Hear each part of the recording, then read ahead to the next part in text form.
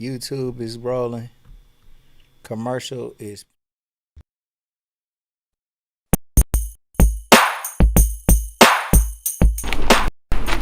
Every time I come in, you in the press room.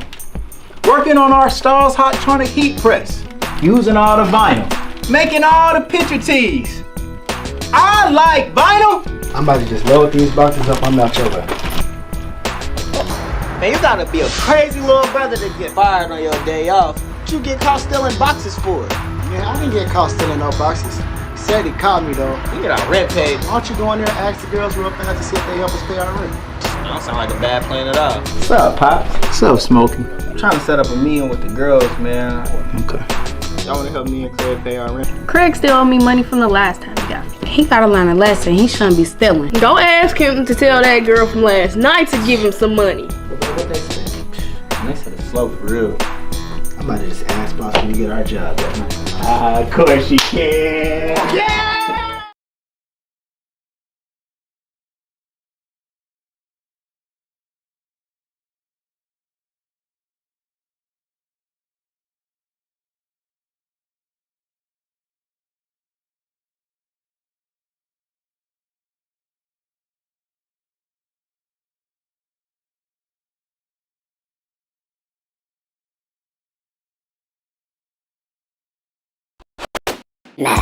Yeah. And, Y'all actually won an award, the Boss Mag 2009 Ohio Hip Hop Award. Y'all won for that media outlet thing. Man, I don't even know. Yeah. Like y'all won. He didn't even know he won it. What'd you say? Who was it? You won the Boss Magazine 2009 Ohio Hip Hop Award. Congratulations. That's legendary. That's legendary.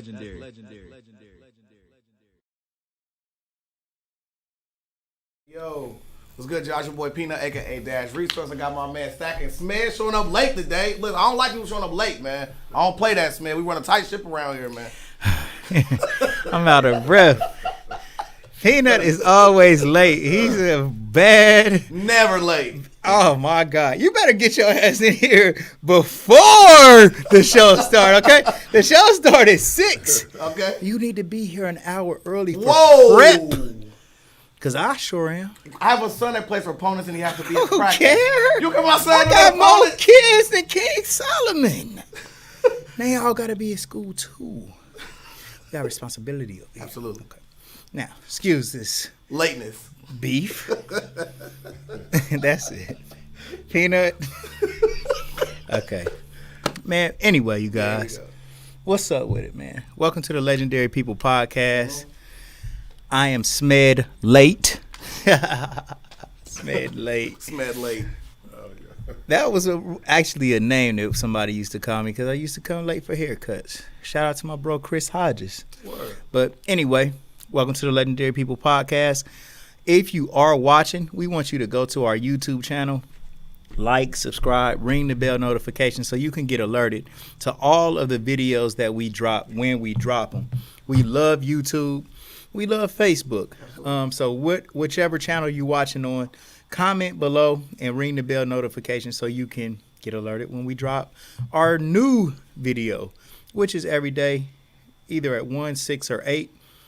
So you'll be able to see what we're doing. As always, we like to start off by giving a shout out to our sponsors, which is Shiekhs. They have the best breakfast in the city. One of my favorite things that they cook is the French toast platter. It's very, very good. Get you some turkey bacon, some good old hash browns like potatoes, fried potatoes and onions. Real fire, man. Yeah, that's Sheikhs for breakfast. And then Agnes All Natural Grill for lunch. They have the best lunch in the city. It's kind of like a Caribbean vibe, but they got much more than that.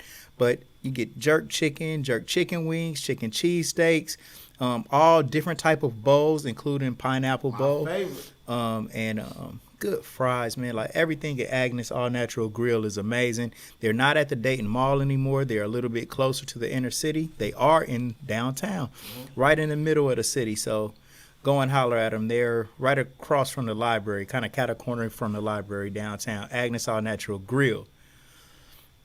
If you ever get injured in any type of way or in a car accident or anything like that, go straight to the hospital and then call attorney Michael Wright at 937-222-7477. Make the right choice, attorney Michael Wright. Oh, yeah. This is, like, I couldn't really remember. That's because I'd been drinking. That's right. I've been drinking Kiara Wine, man, early. Yes, sir. It's so good, bro. I swear. I just got straight up this morning. Hit a bottle With the immediately. cornflakes. For Kiara Wine and my cornflakes. I don't know why. For some reason, it's good enough for me to do that. So, nah, seriously, though. Kiara Wine is an excellent wine. You can get it at More for Less or contact Antoine Cunningham on Facebook. Get in his inbox, and he'll definitely pull up on you or tell you where to get it, point you in the right direction. And last but not least is the shoparea.com, the shoparea.com, the shoparea.com, the shoparea.com. They like the baby Amazon. Anything that you want, go to the shoparea.com and search what you're looking for. They should have it. And when they do, the delivery will be free from the door to, from your store to the, from the store to your door in 4 business from the store to your door in 4 business days. Okay, that's the shoparea.com, the baby Amazon. Fastball, man. Well, you know, like, you don't have to remember anything. You just listen to what the guests say and then ask about that shit a little bit. I remember this whole spill. Okay, and I'm actually rolling this out freestyle. Right, word. And from you being a battle rapper, Yeah. you know that freestyling requires like pre-thought. Yes. Pre-thought say it. Yes. Pre-thought say it. Yes. You see? Okay, now that's what I've been doing. And we are at T-Shirt Kings 247.com, 4301 North Main Street. Also located inside T-Shirt Kings is Gold for Your Mouth and Camera Kings. Camera Kings is a photography studio where you can come and take family pictures. So come and utilize this service by bringing your family through, taking some family pictures, or you can take some for social media, post them on Facebook, and if you look nice, Peanut will like. I will. You know, he's got a liking addiction. I will. I do. And then he get to that inbox. I'm just playing Miss Dash. I'm just playing. That's cap right there. I'm just playing, Card. You better put it. I'm just playing. He don't go in inboxes. Okay, now. With Dash, let me say his business. Oh my God, bro, I'm tired of reading businesses. It's so many. At the beginning of a show, people don't want to hear this. Yes, okay, they do, man. All right. Well, he's got an amazing show. It's called Sell Stocks, Not Dope, and he teaches you how to make money from selling stocks, which is a very valuable concept, man. You know, for you to learn how to invest money. Put a little bit of money away, and then bring it back when it's risen. See, you put it in here. Now it's here. See? Put my hand in it again. Really? You put it in here. And now it's here. All right. Without further ado, man, we got a real king in here tonight, sure, man. And you interrupted me while I'm trying to read and stuff. I'm making interrupting fun of me him. when I make a mistake. I made honest mistakes, and you were right there on top of me to point them out, bro. Man, in like front you of ran everybody. in here. Look. If you're watching on YouTube, heard back door. Yeah, but that's because I was here first, setting all of this stuff up by That don't look myself. like- look, by myself, you feel me? And I had to go do some other stuff. I left my own business to come up here. Now, God, boy. All right, V, it's on you. Look at him laughing. That's good, bro. Like, man, bro, you still. Nah, you ain't buying today.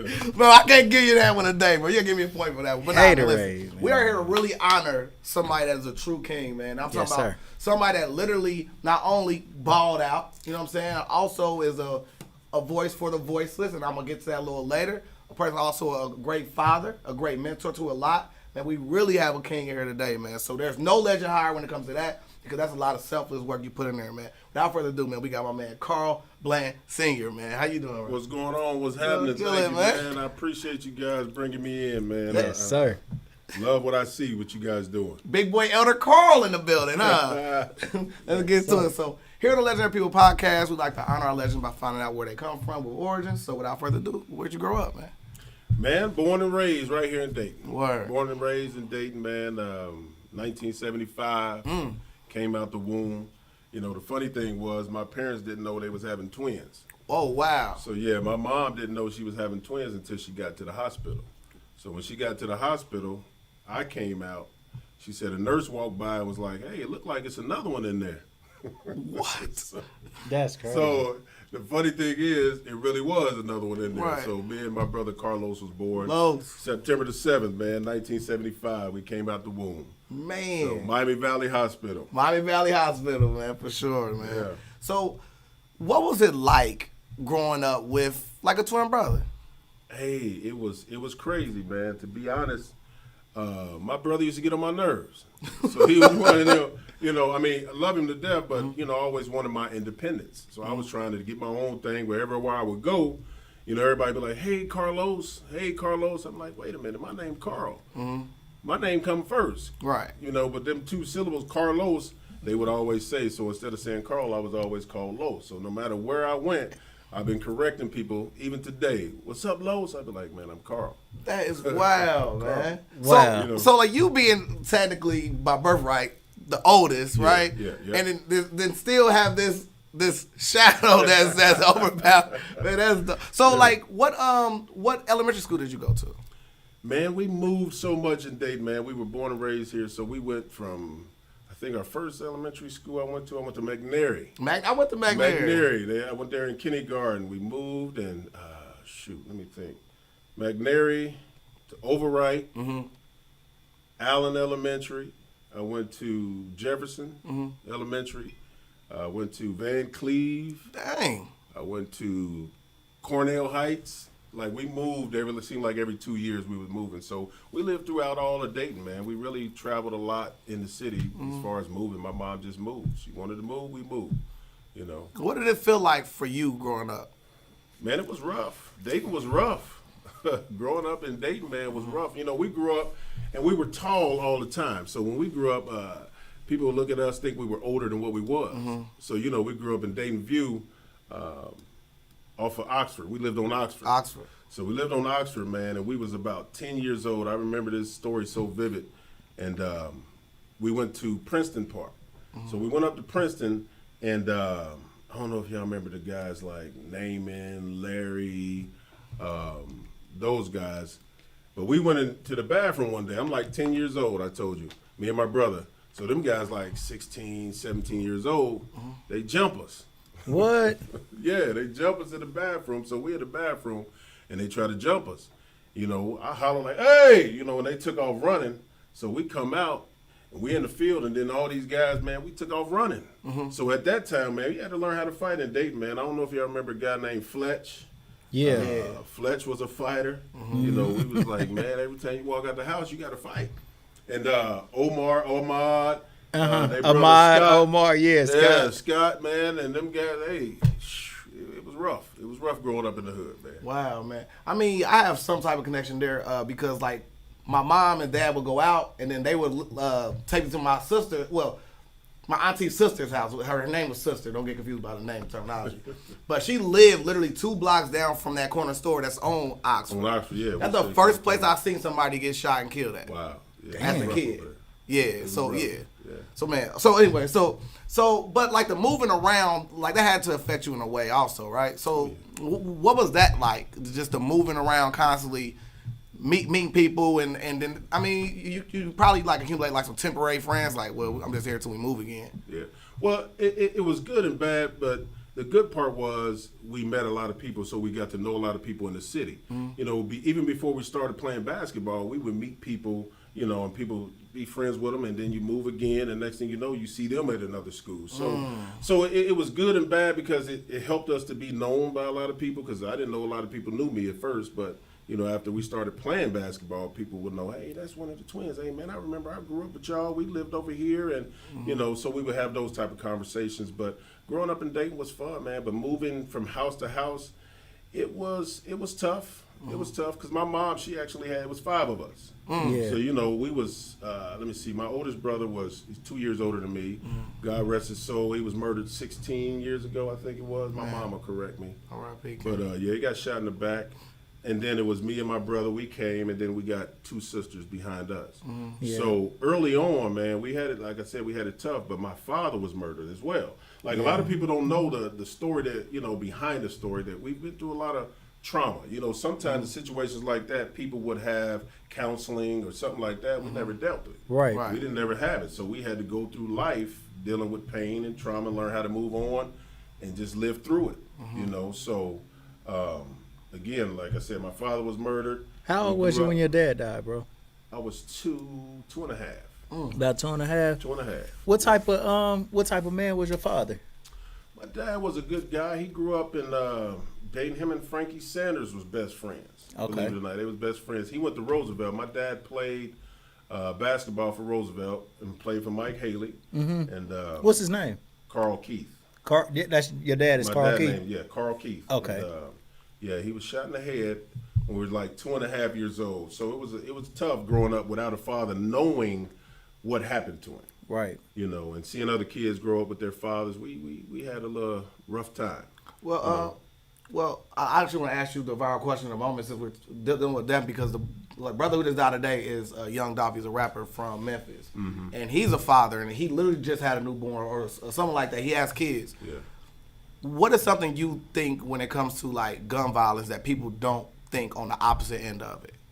I think that people don't think about the families that's affected by the decision that they make.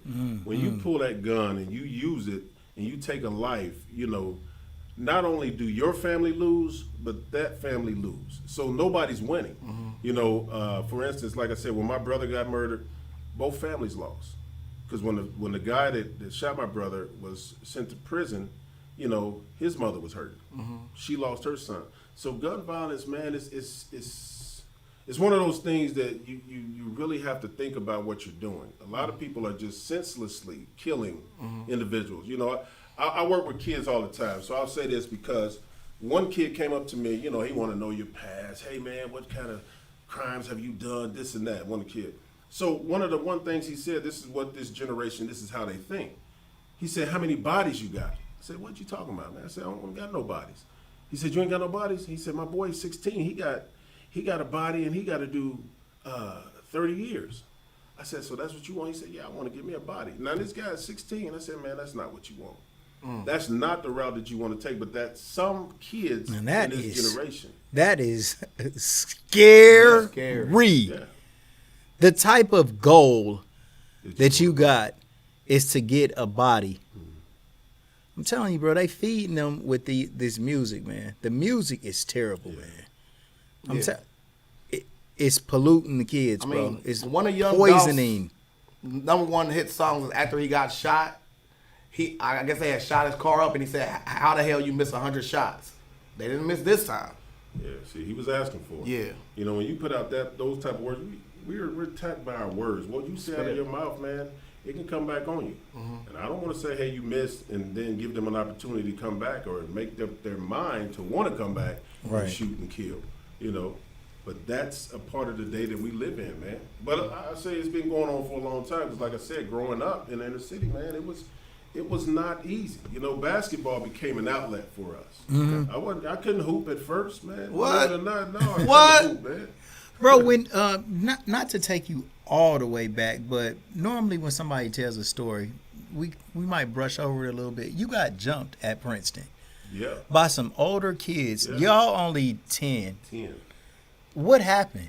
Do you remember what happened? For real incident? I was using the restroom. I was, standing there taking a leak. I was using the restroom, and a guy came up and stole me from the side. For nothing. For nothing. All we did was went to Princeton. Right. You know, we go up there every day. Will Smith said an identical story of him just walking towards Princeton and dudes try him. Remember? Oh yeah, he did. And No, the same exact no. way. Yeah, no, same identical. Well, bro, look. One time I moved on Harvard and Princeton, right? A little bit up in the view, but right there. But we walked to Princeton too. Yeah. Me and my older brother walking home from Princeton, crossing that field. Yeah. Gang. Yeah. What's up, niggas? Y'all niggas want to work? We just look. I'm like, man, shit, bro. And we just kept walking, and they never came and did nothing. But I remember that story like it was yesterday, bro. So when you saying that, I'm like, damn, that is just a similar experience that anybody that goes to Princeton back in those days. Yeah, you like anybody can get it. But finish your story, bro. So they just. Yeah, they came in the bathroom, man. It was about 5 to 7 of them, I think. I remember. So what they did was we using the restroom. We just got through with the game room or whatever. They come in there, turn off the lights. And then that's when one of them hit me from the side. And I'm like, wow. I'm like, dang. It was more or less me. I'm afraid because I'm 10 and these guys are older. I don't know what they about to do. Right. Especially when the lights went out. I was like, oh, man, we in some trouble. Right. In my mind, that's what went through. But, they didn't do nothing. I yelled and hollered, and then they took off running. Yeah. But, that's what happened. And I was just like, man. Los was in there with you, too? He was in there, too. Yeah. Matter of fact, he might have been in the stall. Yeah. I was standing at the urinal. But, right. He heard, but they took off running. But it was like, man, we got to deal with this at 10. Yeah. And it was strange. So that gave us the mentality we knew from then on we had to fight. Yeah. Like we knew no matter what, we had to fight for ourselves because my mom raised us to be good guys, right. Do us right, don't hit girls, all of that. She taught us all of those things. But after that situation, man, we had to learn how to defend ourselves, man, with people. Because you don't know what they're going to do, man. Right. Man, back in those days, man, I used to think, not so much when I was 10, but definitely when we got to middle school, if you're walking down the street, the thought of somebody just pulling up on you and robbing you or walking up and trying to pick a fight with you or something, that element was definitely out there, bro. Especially from our experiences of just, walking to Princeton and get ready to get into a fight. You go to Princeton, get in a fight. So now when we walk and we start feeling like we got to, beware. Yeah, for sure. Especially in that neighborhood, man. It just was that kind of neighborhood. I mean, I ain't going to say it was all bad now. We had some good days and good things going on in Dayton View. Yeah. But just then, it was just some crazy stuff going on with some young guys that would pick on younger kids. Right. The teenagers, they would just pick on younger kids. They think, oh, this guy big, man. Let's jump him. Let's get him. We don't know. So, who are some of your day one friends that you accumulated through all the moving around that you still hold dear today? Well, one of my good friends, man, I talked to, you probably know him, Smith. He went to Colonel White. Shamari Treadwell.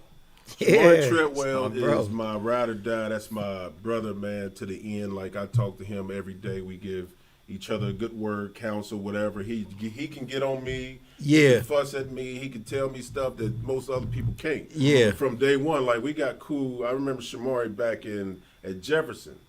I was my class was right next to his, 4th grade, and I remember his teacher was Miss Thomas. So we had a sub that day, and we had to go to the gym, but we was going in there and they had the mics on, so we would run up there, yell on the mic, and run. When I called myself coming in there, run and yell on the mic, and then Miss Thomas walked in and she said, "You come to my room." So I had to go to her room and sit, and I sat on the floor. She said, "You sit right there." Teachers had some discipline. Oh, yeah, what? She set me down, that red paddle with the holes in it? Hey, I ain't got to that yet. Hey, she said, first she pulled me to the side and told me about myself because as a young black man, she's like, "You being disrespectful in this school. We don't tolerate that." Man, she gave me a paddle, and I remember that. And Shamari looked, and then from then we got to know each other, but we really got cool in middle school when we went Smith, I went to middle school with you, man. We went to Fairview together. We went to Fairview. Matter of fact, we used to ride the same bus. We did. We rode the same bus every day. We did. That's a hell of a legendary handshake. For sure. We be on the back of the bus clowning, man. We had some good times. I always thought Smed has always been here. I don't think nobody knows Smed as a young lad. You're the first person to say that. Because Smed has always been here. He's a Smega Omega. Nah, man. Yeah. Me and the twins, man, we rode the same bus to school, man, ride right down Broadway and swoop us up. Yeah. That's hard. Yeah, for sure. Yeah. Because that's what we would go over there and shoot ball too, man. But riding the bus with them, man, was fun. Because I think Smed was a year older than me. I don't know. Did you come out, 92? 93. You came out 09? I was 93. Oh, Yeah, we was in the same grade then. but y'all was just in a different cluster than I was. So I was upstairs in 7th grade. You know, y'all probably was in the B cluster. Yeah. And not my last They name. went by last name. Yeah. That's right. So Smith is your OG on the low. Yeah. No. We the same. We same age. Snap be on the back of the bus, man. You know, you had to come on. Here we go. You had to come on the back of the bus, man. You had to come with some jokes, man, because him and the rest of them guys, man, they had some jokes. I was like, I wasn't good at cracking. That's what we called it back then. Yeah. I wasn't good at it, but Smith will light you up. If he ain't gonna do nothing else, he gonna crack on you, man. So, you know, we had some good times back there on the back of the bus. We always went to the back too and hung out. Oh, Mahmoud Burrows. Yeah, that was your boy. Yeah, Mahmoud, yeah, man. Mahmoud had you know, back then that was, forgive me, y'all, but that's when Playboy was out, man. He come on there with a Playboy book, man. I opened it up back there. Mahmoud did. Yeah, he did, man. Before the internet, huh? He had a book back I there, bet. man. Young. Yeah, man. Well, I had an older brother, Double. You remember my older brother, Double? Was he a little heavy? Yeah. Yeah. So he was my enforcer.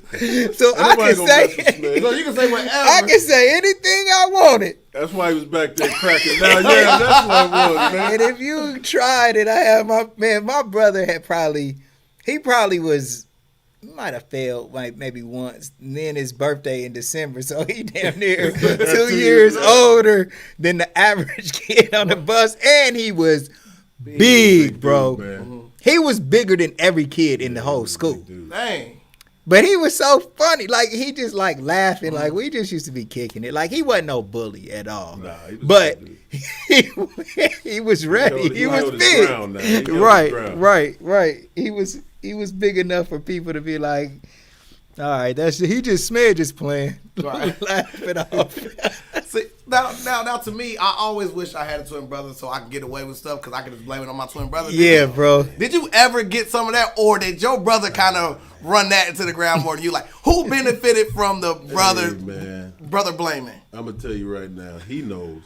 He benefited all the time when it came to him getting away with something. Yeah. So one time, man, my grandmother, he was always getting into something. He was the one, like I'm the mild when I stay back, kind of peep things out first. He gonna jump in and go. So one day he did something, man, and my grandmother made him sit down in this seat. Now, mind you, I don't know nothing about it. I don't know not a thing. I don't even know why I came in there. Right. I had nothing to do with anything. So some way he conned me to sit in the seat that he was sitting in, right? My grandmother came back and lit me up. I mean, she whooped me from the top to the bottom. Man. I'm talking about, hey, I hated my grandma for probably about 6 months. You hated mama love over? Oh, not then. I'm talking about that time, man. I didn't want to talk to her. My grandma, because I didn't know why she whooped me. Right. Man. But my mom ended up coming in and was like, why you whooping Carl? She said, I ain't whooping Carl. I'm getting Carlos. I know which one I got. So she tearing me up. And my mom like, no, you not. You whooping Carl. So then she tried to, well, I ain't know. Why you should change their clothes, put them on something different color, something, man. And so, man, from that day, man, I was mad at my grandma and him for I was mad. Matter Bro, of fact, when y'all like, That's funny. That's cool. oh, he got me, man. Man. I mean, man, you and Los, y'all like identical twins. Word. It's gonna be hard for somebody to tell the difference. Now, do you see that, bro? Do you see how it's hard for people to tell the difference between y'all two, or you just know y'all? I don't because I'll take this back. Sometimes I see pictures of him and I think it's me. Yeah. But when I see him, I be like, nah, he don't look like me, man. Y'all see it, but I don't. I be like, nah, man. Right. That part right there, that ain't me. Yeah. Man. I don't look like that, man. Yeah. You know? Yeah. But he said the same thing. But for years, man, I just always said, man, I know he my brother, but y'all don't see what I see because I ain't looking at him. I ain't looking at myself. Let me say it like that. Yeah. I ain't looking at myself. I see him, but I ain't looking at me. So I didn't see it how other people see it. Yeah. I walk up, what's up? Some people just start calling us twin. Man, what's up, twin? I know you twin. That's a cheat code. That's a cheat I code. don't know who it is, but I know one of y'all is a twin. Right.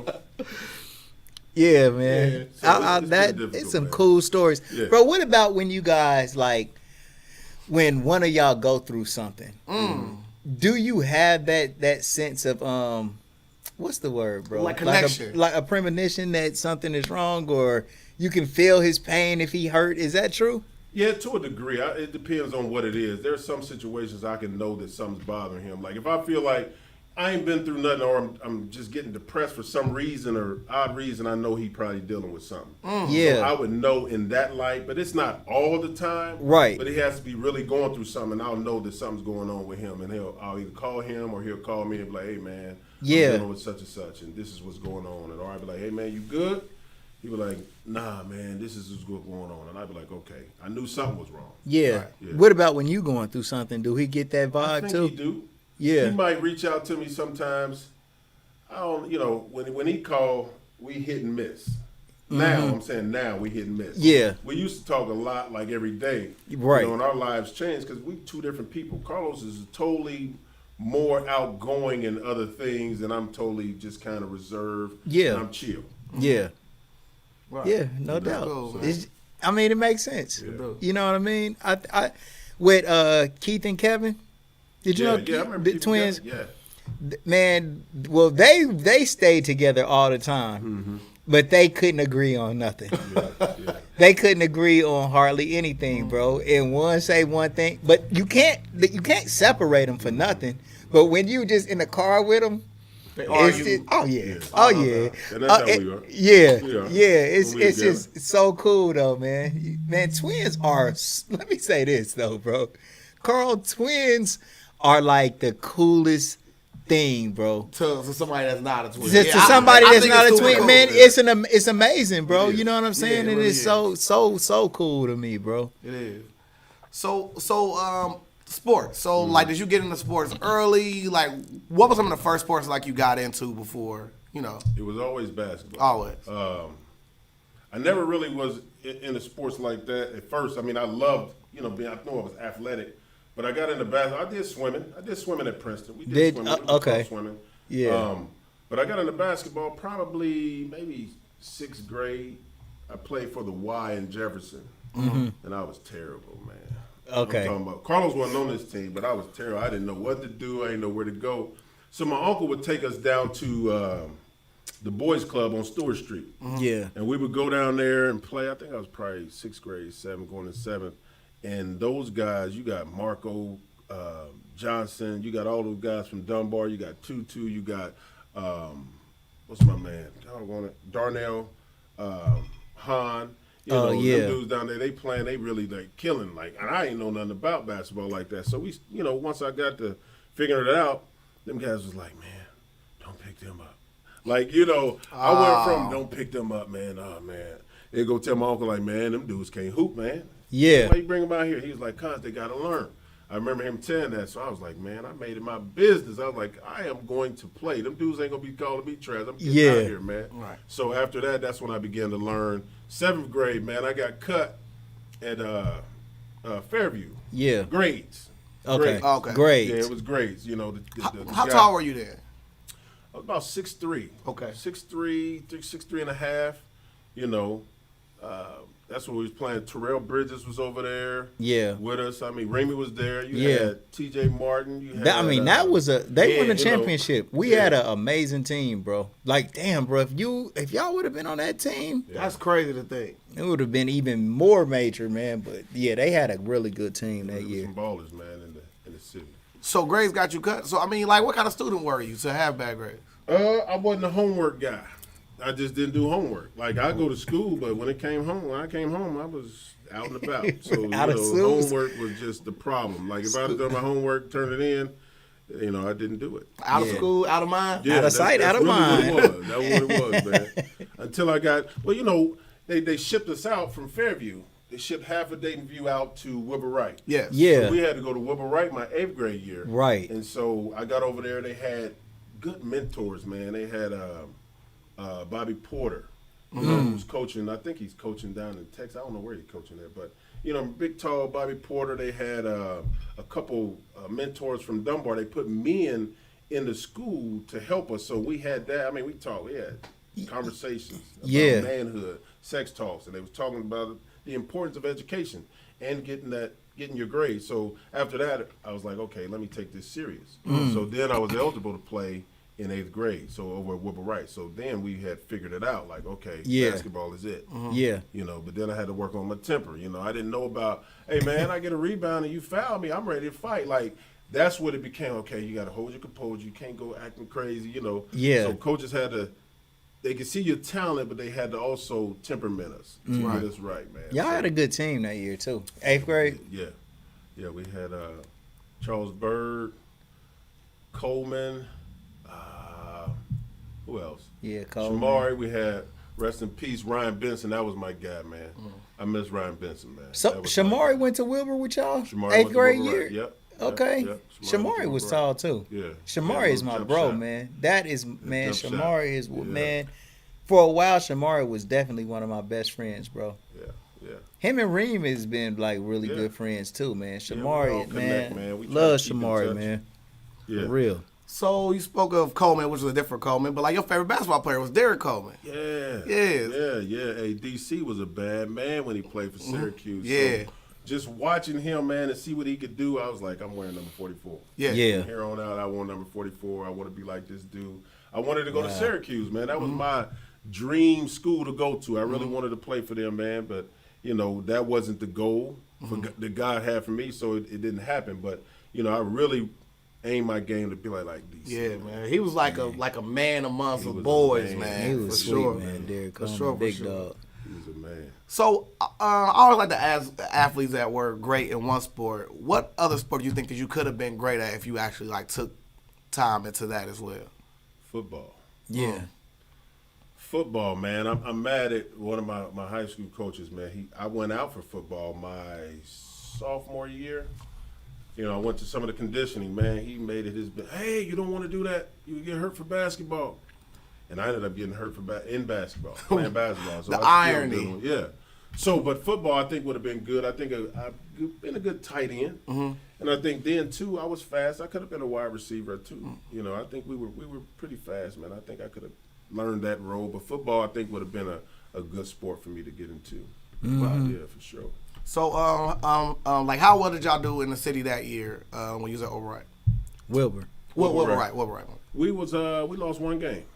We lost to Fairview. To the view. We lost to Fairview, and I was, they had a I was tournament, on that man. team. You was on it, yeah. See, we lost it, man. Was he making fun of you? Making fun of you at the bench man, like he he always wasn't did? Man, making listen, fun of us. I didn't get a listen, bro. I didn't play none. I was on the bench every second of every game. He was man. pre-coaching. He's Man, in they pre-coach put me mode. on the team. Miss Taylor felt sorry for me, bro, Aw. and put me on the team, bro. She was a great I coach, mean, man. look, I could play, especially like outside at hoop, but like organized basketball. Man, my mind, bro, is so spaced You was out, on the bro. I'll be paying attention to everything. At Shit, that the Wilbur Will, Wright yeah. game, let me tell you what happened, He had the bro. best seat in the house. Look, bro, I had the best seat in the house. Definitely did. But even more than that, though, let me tell you why I wasn't ready, bro.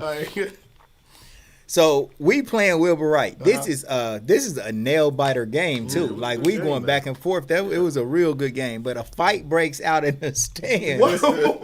You saw the whole thing. I get off the bench and start wandering to the stands to look to see the teacher. I mean, the coach grabbed me like, "What the hell is wrong with you?" Remy and them seen that. Fight, man. Man, I just wanted to see the fight. I forgot that I was even. Nail biter. It was so funny. guess Like the they stopped the whole game. It was the first game of the season when we played them. Okay. But we had, girls? huh? Was it some girls? You know what? I don't remember. I just remember that a fight broke out in the stands, and I was looking like, man, what's going on? I wanted to see what was I think it happening. was some girls. Man. I didn't know that we wasn't supposed to do that. Basically, Right, you man, know, you can't leave I wrestled my 7th grade year actually. Oh, okay. Wrestled my 7th grade You're year, busy. but then I liked basketball more, you know, and so yeah, like cool. politics got me on the team, you know. What was it like for you to see like one of your bros like you went to school on the opposite team? Oh man, I didn't. Or you didn't think about it. He don't think I didn't care. I'm like, damn, they got Los. Hold on, they got Carl. Okay, okay. See Damn, how I you thought said they Los still. first, right? I You thought see they. that? I thought they still went to Fairview.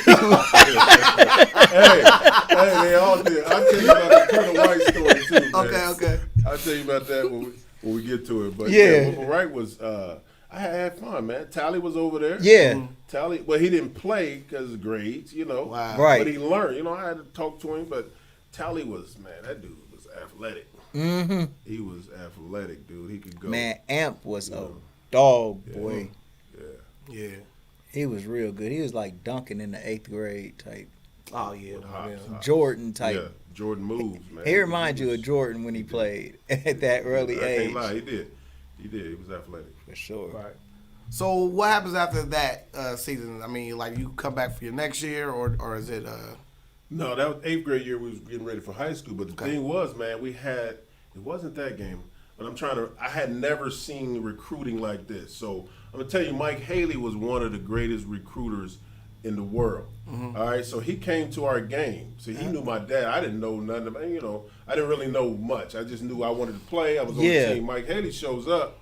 He got Mark Baker. He got Kurt Taylor and them guys. They all dressed up. They got on their coats and they come. And I'm like, what's going on here? He comes to us after the game and let us know that, hey, man, I want you to come to Dunbar, man. I got, I had never seen this before. Right. So he was like, hey, just tell me your name. You'll get sit right behind the bench. You get, something to eat. And I was like, wow, what's going on here? Mm-hmm. He was like, yeah, I used to coach y'all dad, man. I know you got y'all athletes. Come on, man. So, we went up there, man. So cool, That's cool. Man. And it was just like he said. We got to sit behind the bench. You and your brother. Yeah.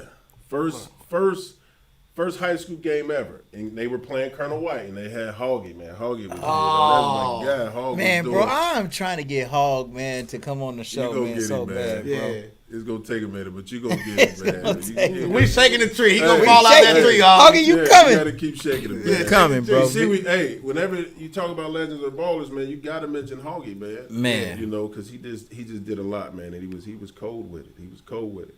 But I went to that game, and I actually would have went to Dunbar because, look, man, I had never been to a high school game, and they came out to Bismarcky.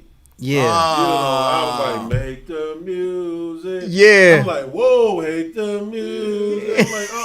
I'm like, make the music. I'm like, oh, shoot. With your... Yeah, I was like, boy, then they came out, I was like, Yeah. I'm sold. Yeah. I was going to Dunbar, that's how I was thinking in my mind. But where we lived at, we was in Colonel White's district. Right. So we would go to workouts with Colonel White. Coach Staten was there, and all of a sudden, I was talking to Shamari. We moved. My mom moved from there to Townview. Okay. And that's how we ended up going to Troutwood. That's how we ended up going to Troutwood. But nobody know we moved. So the first day of school in practice, they like, where the Blantons? So Right. we're like, I don't know, man. What happened? And so he comes like, man, where y'all? Man, we at Troutwood.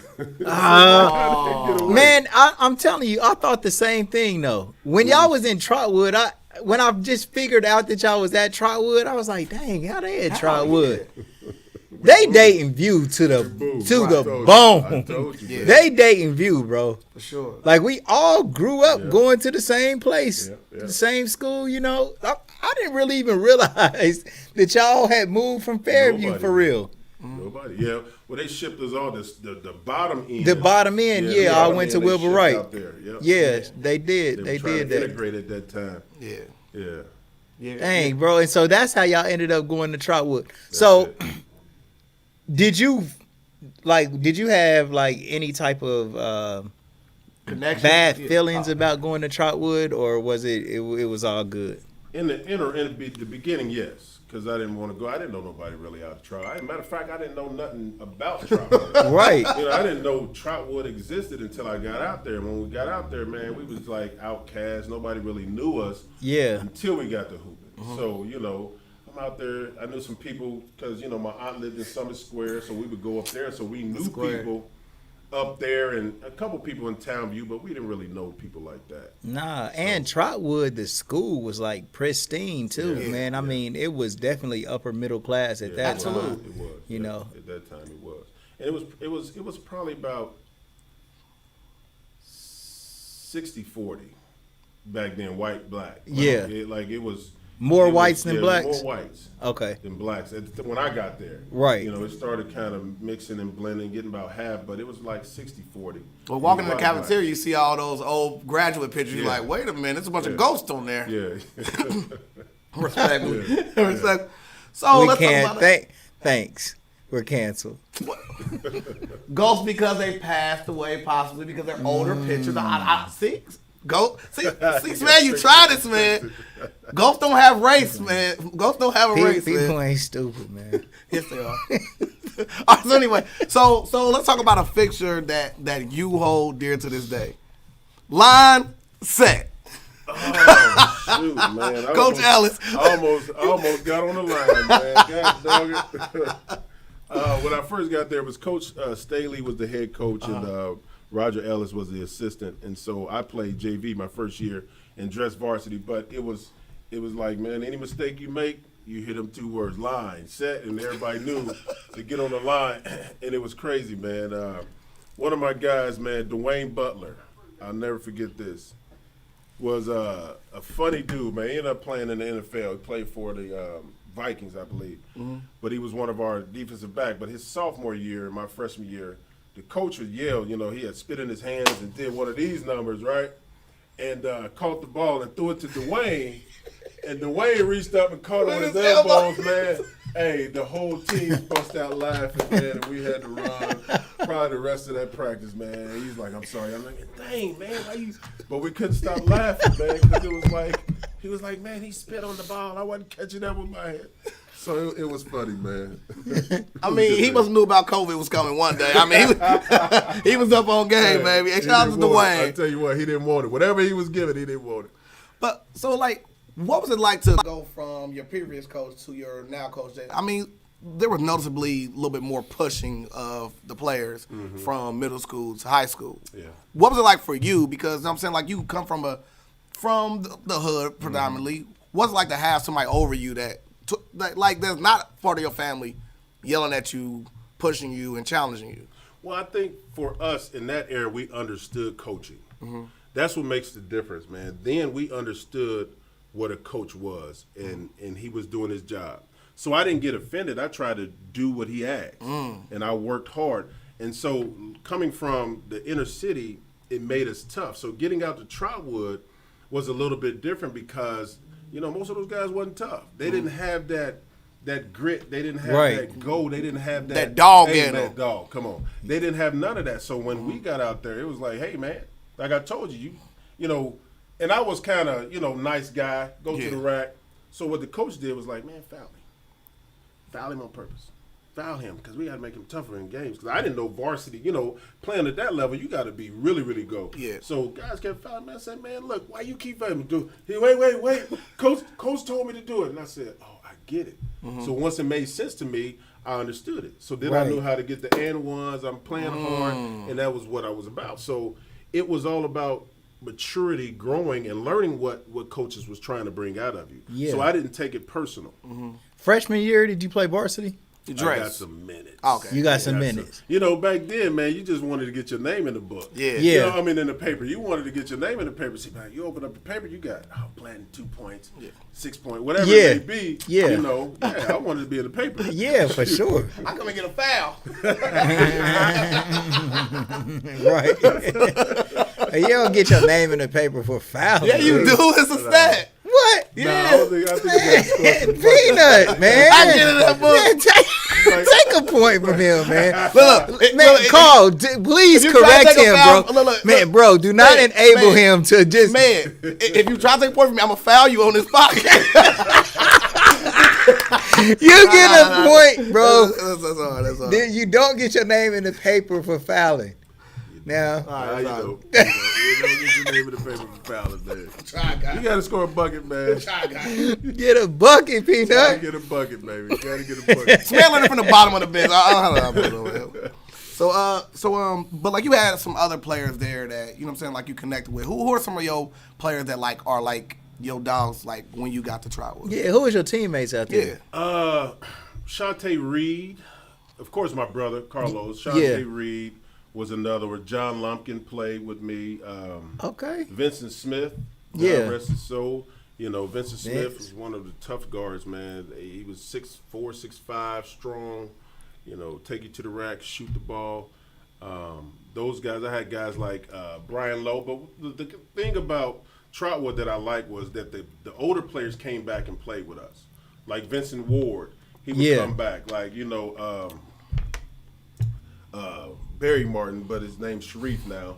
He would come back. Those guys would take us under their wings, and we would go play. Like, we would travel throughout the city, go to UD, we'd go to Wright State, we'd go play, you know, all over. But it was good because those guys came back, and that's something that, you know, is not really displayed today.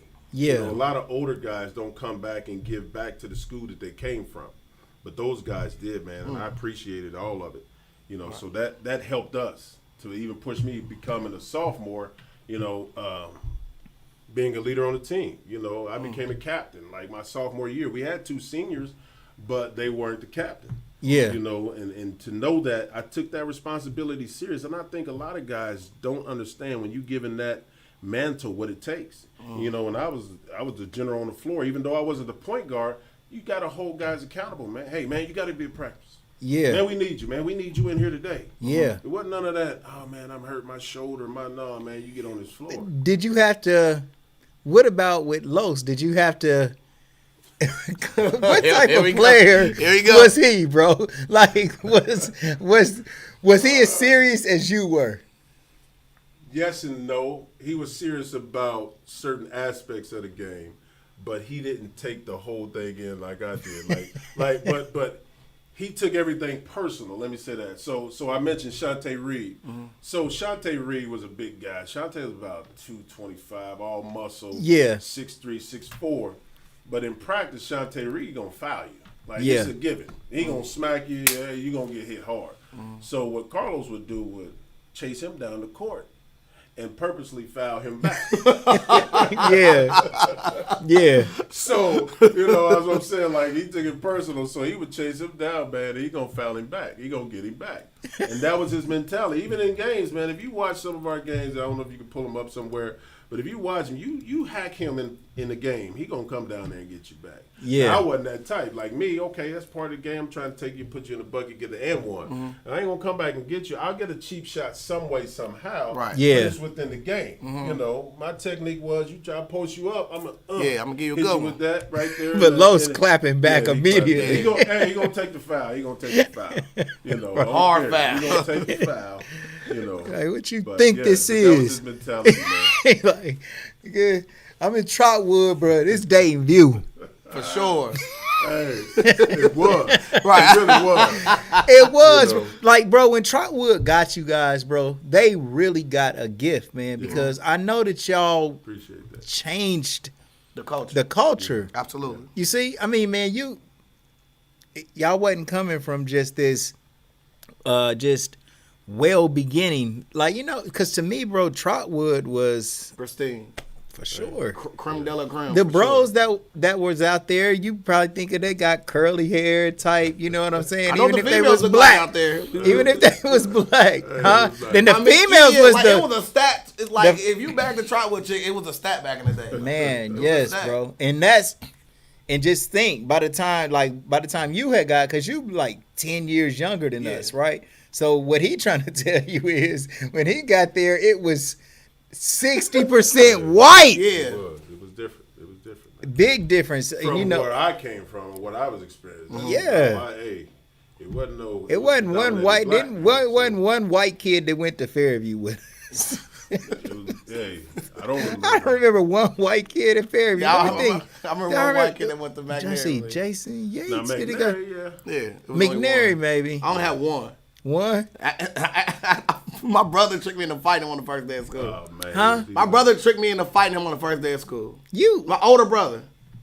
fought the only white kid at My your brother school? did it, bro. My brother's 7 years older than me, bro. Look, no, wait. Look at Carl's face. So my brother's logic was this. No. My brother's logic was this, right? Because my brother was saying, like, if I fight on the first day, then ain't nobody gonna mess with me. And that's what happened. I fought on the very first day. Pick the white boy.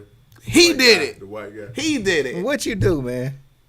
I'm in line first day of school. Shout out to my brother Capo. I'm in line first day of school. My brother come over there and he whispered in my ear. That dude right there that said your mom's a black. Oh, that's what he said? That boy ain't said nothing. My brother did this. Oh, okay. My brother always used to like send me to go I was like Put his the little cables pit bull. on you, yeah. Yeah, he always did that to me.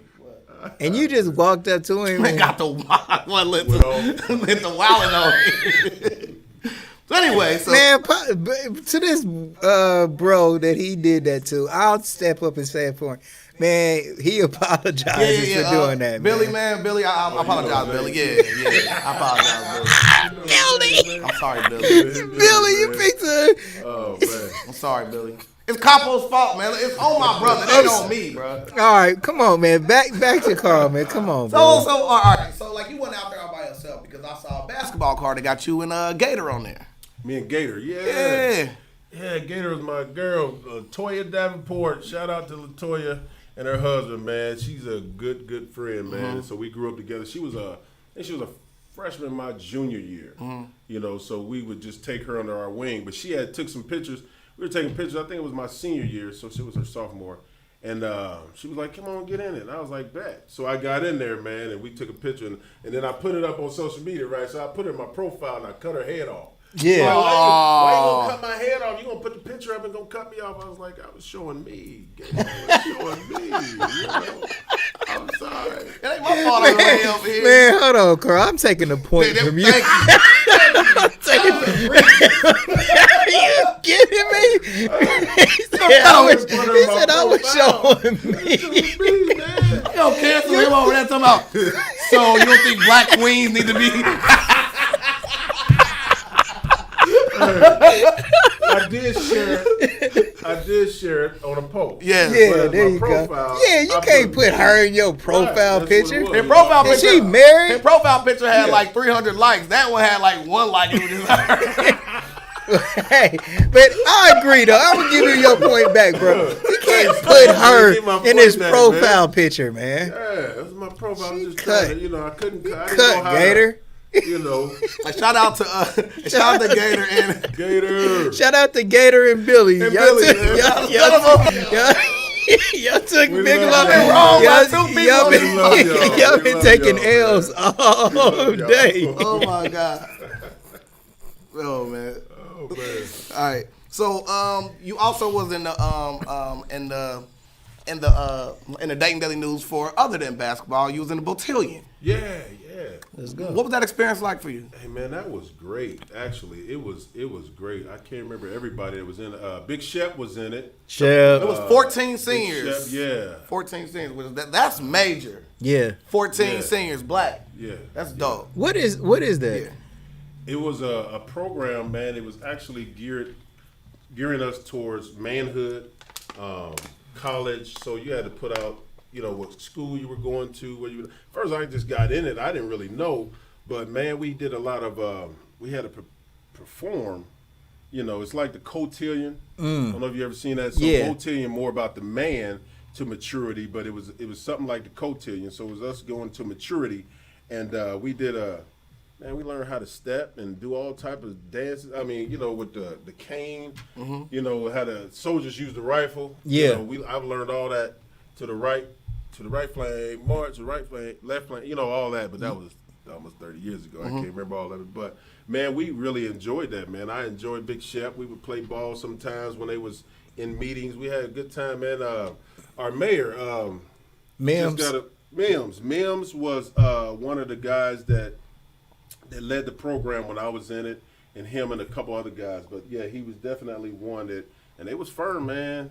They be on us, but they made sure that we understood, man, it was a part of maturity and us growing into manhood. And they definitely taught us a lot. So I respect those guys and respect them in their places, man. It's so good to see that he became mayor too, man. Just to see that with my own eyes and see him still progressing, doing things right, man. Yeah. That's hard, So, man. yeah. Man. That's hard. Because he actually was on this podcast, which was right before his election. So shout out to Jeffrey Mills. You know what I'm saying? I definitely sent him a text message. Congratulations. Congratulations, bro. So Absolutely. You owe us too. Smeg. Yeah, to get elected. Come on, Smeg. What? Come on, Smeg, man. Bro, I'm just playing. I'm just playing card, bro. I'm just playing. Dang. So would you say that 93 team was like y'all best team? It's tough to say, man, because I'm coaching now, and this is a different from that era. From that era. From that era. If Troutwood or Troutwood. Oh, absolutely. Yeah, absolutely. And I debate with anybody from Troutwood that want to get on in that era. You know, I know they had Andre Hudson and those guys after us, but what they don't understand, man, we broke the mold. Right. Like Troutwood didn't play city schools. Right. The only school we played was Meadowdale. But we got Coach Michael Carter. Shout out to Coach Carter, man. He's doing great things in the city of Dayton and for Sinclair, man. He's doing awesome. Shout out, Coach.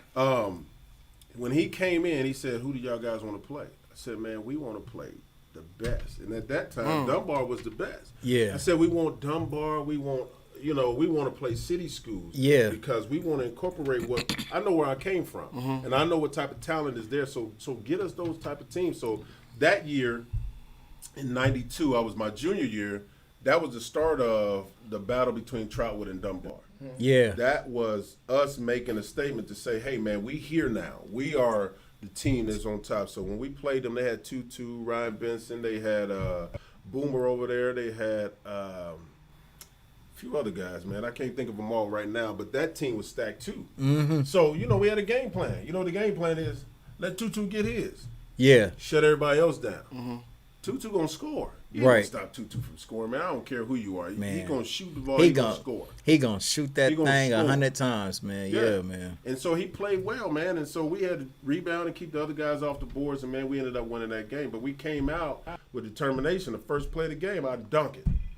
I said a statement like, listen, y'all not going to come in our house and beat us. Because here's the other thing, man, and I don't want to say this, but shout out to Juan Gay, man. Okay. Shout out to Juan Gay. Man, shout out Juan Gay, man.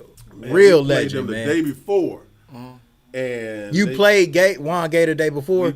We played Jefferson the day before. Yeah, I'll say this live, man. Juan Gay balled out. Now it became one of those. I don't care where he shot it from, his foot, his ankle.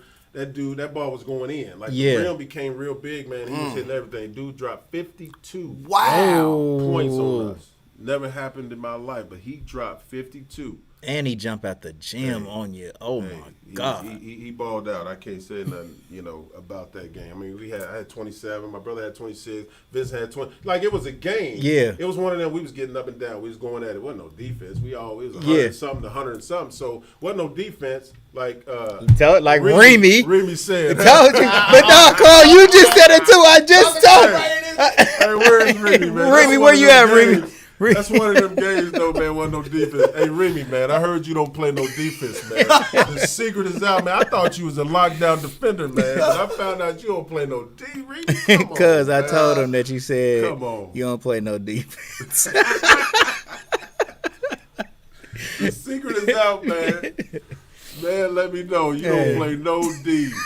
God dog it, man. So how good did y'all do that year? I think I was one game away from the Final Four. That was my senior year. Yep, we were won the regional finals. We made it to. Yeah, it was one game away. We lost to Cincinnati Elder. I didn't play that year. The second half. Let me tell you what. I ran into another problem. I had a blood clot my junior year. Whoa. Yeah. So I was playing in the game. We was playing. Who was that? Woodward. Cincinnati Woodward. They had Damon Flint.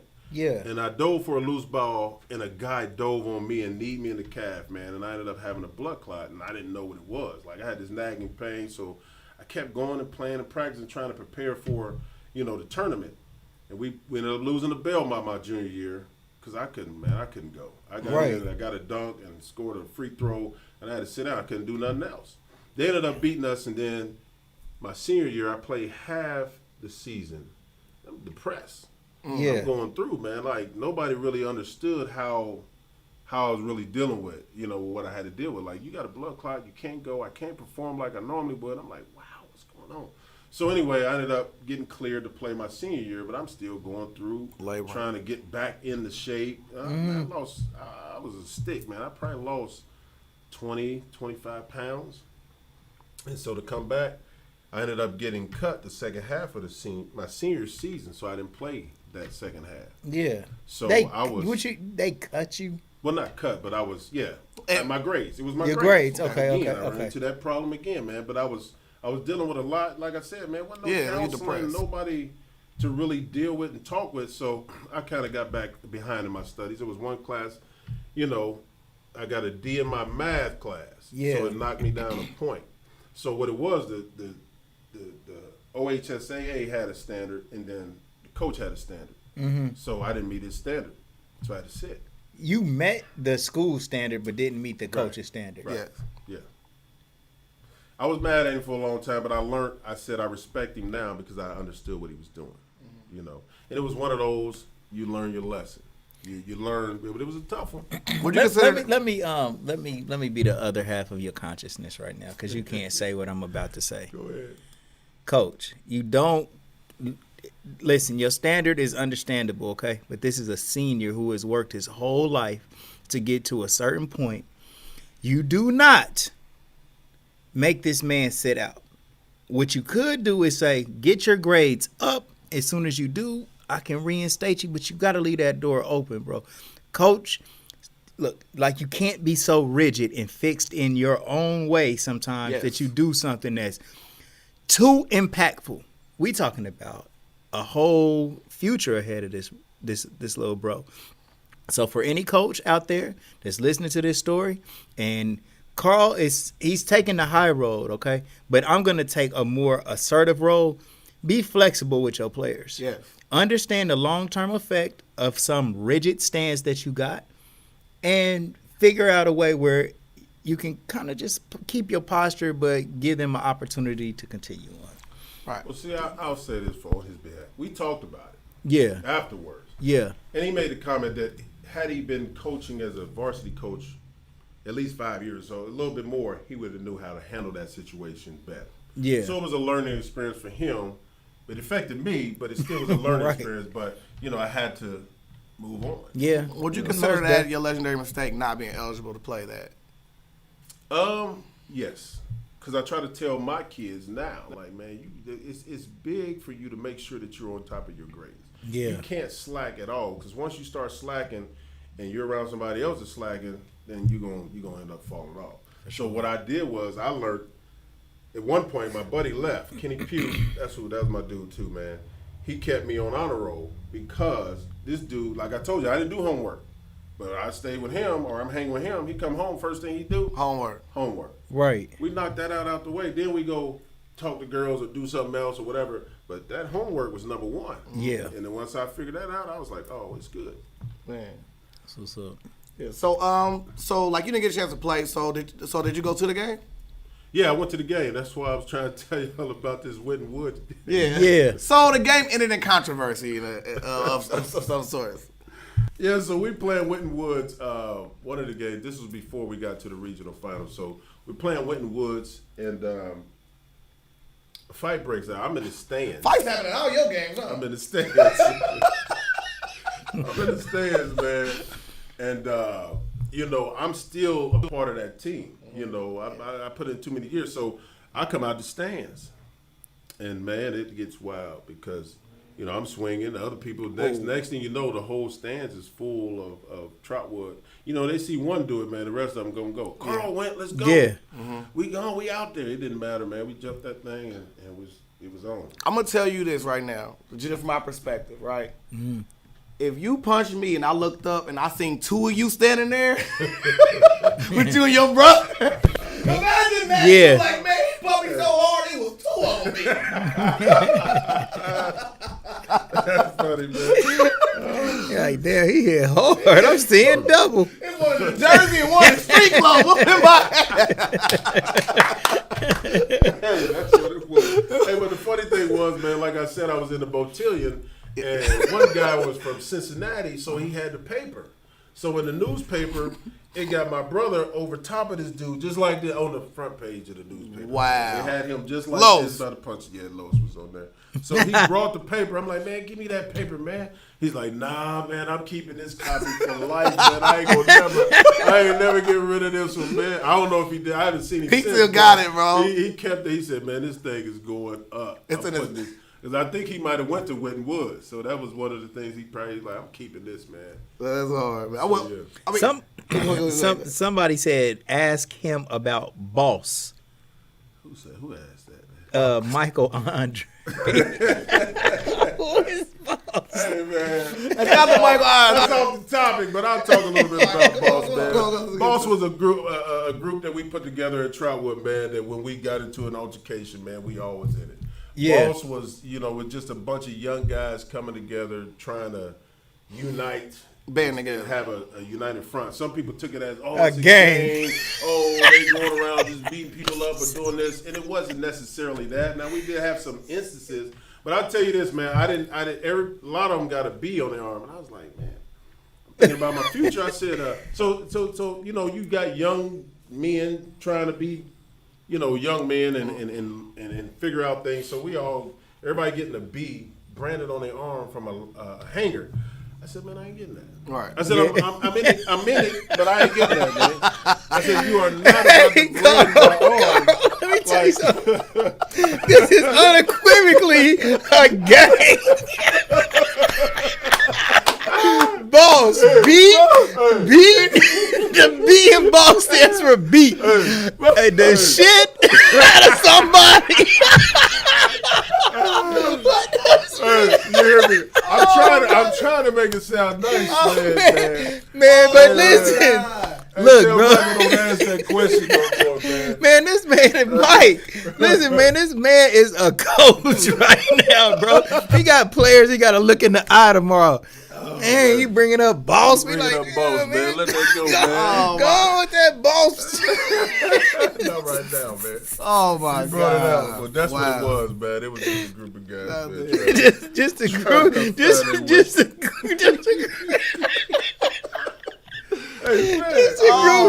a group of guys, man.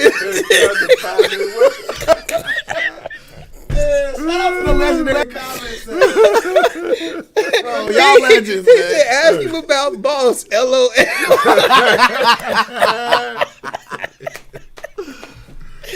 Oh my goodness! Come on, P. What you got, bro? So, what happens after basketball? Like, what's life like after basketball at Troutwood? Like, graduate. What's next on your mind? Is school? Is it? Yeah, I actually went to college playing basketball, man. I had a couple offers. I went to a couple visits. Went to Duquesne. Like, a lot of schools backed off after I had this blood clot injury, man, and so I didn't get the recruiting that I had. Mm-hmm. Yeah. So I was like, man, just trying to figure out, make a decision. I went out to Duquesne, kind of liked it. I went to, it was small D1 schools or MAC schools or whatever, but I ended up going to Eastern Kentucky. Mm-hmm. That didn't work out, but I had signed with the junior college down in Texas. It was Midland, Texas. They was like number 3 in the nation. Mm-hmm. Yeah. So I was going to go there, but I was like, man, I want to go D1. You know how it is. In the city, they make you feel like, hey, you ain't going to D1. It's wasting your time. So it got to my head. So somebody mentioned the Southern. Southern reached out to me. So Southern University in Louisiana. So they called me and wanted some film. So I sent them. I had a VHS back then. Sent them the tape. Man, they sent me the letter of intent right there. They mailed it to me. So, I got that bad boy. I signed that and I sent it back. I ain't never visited, never been down there in my life. You understand me? I've never been there, man. Mm-hmm. But I knew Javon Scales. I was going to ask you about that. I said, man, I got a homeboy down there, somebody from Dayton. I know I'm going to Southern then. Yeah. And so when I got down there, man, it was hot as heck. Can't cuss right, but I'm telling you, it was hot, man. Yeah, for sure. I was like, hey, coach. Everywhere I go, the sun following me, man. Everywhere I go. And you tall, so it's hitting you closer. Man, you talking about hot, boy. Yeah. It was hot.